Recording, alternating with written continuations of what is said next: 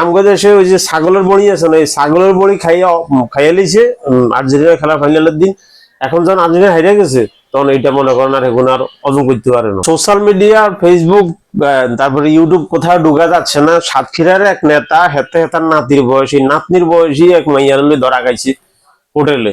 এটা মনে করেন ভাইরাল হয়ে গেছে গা।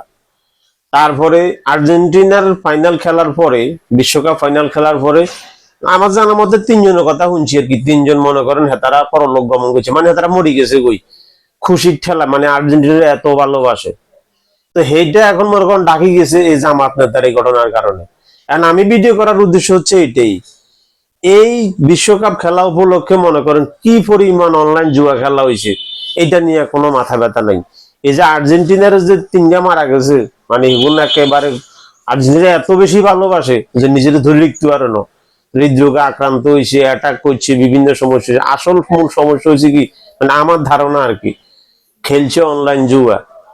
আমাদের দেশে ওই যে ছাগলের বড়ি আছে না, এই ছাগলের বড়ি খাইয়া লিছে আর্জেন্টিনা খেলা ফাইনালের দিন। এখন যখন আর্জেন্টিনা হেরে গেছে তখন এইটা মনে করেন আর এখন আর অজম করতে পারে না। এটা এখন ভূমি পরিণত হইতেছে।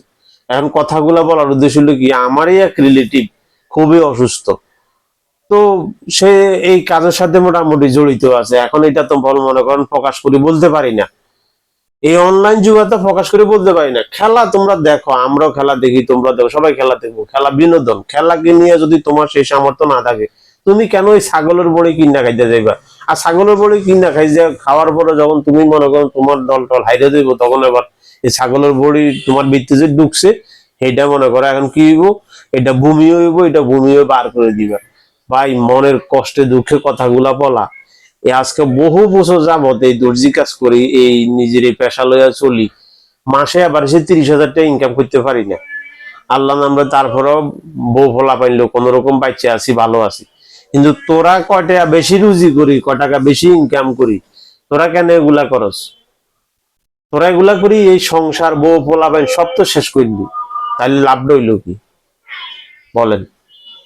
তা আল্লাহর হস্তে মাপ চাই ভাই, এই অনলাইন জুয়াটা ছাড়িয়া দে। তোরা তোরা অনলাইন জুয়াটা ছাড়িয়া দে, এতে কোনো ভবিষ্যৎ নাই। এই যে মনে করে 1 টাকা দিয়ে 5 টাকা পাইবি, 5 টাকা দিয়ে 50,000 টাকা পাইবি, এই যে চিন্তা ভাবনা করস, এটা ছাড়িয়া দে। এটা না ছাড়িয়া দিলে এইভাবে তোর বমি আইবো, তারপরে দিয়ে মাথা ঘুরাইবো, বিভিন্ন সমস্যা হইব। তো এই কথাগুলো বলার উদ্দেশ্য হচ্ছে এইটাই, যে দেখলাম অনলাইন এই মৃত্যুর খবর গুলা, তারপরে দিয়ে আহত হওয়া গুলা, এগুলা সব মানুষ ভুলে গেছে। মানুষের এখন ছবি কোনটা পড়তেছে ওই জামাত নেতাটা, আর হেতার টেয়া আছে, হেতে মনে করেন আমাদের ওই হোটেলে হেতার নাতিনের বয়সী লই আইবো, ধরা খাইবো, সেইটাও ট্রেন্ডিং এ চলতেছে।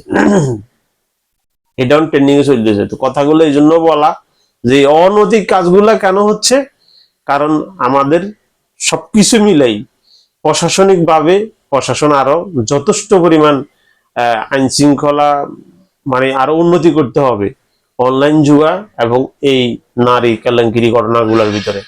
তাহলে হয়তো মোটামুটি আমাদের দেশের যুব সমাজ বাঁচবে, আর নইলে কোনো উপায় টোপাই নেই। এই কথাগুলো এই জন্যই বলা, আর কিছু না। যদি ভালো লাগে আমার চ্যানেলটা সাবস্ক্রাইব করে দিবেন। ধন্যবাদ সবাইকে।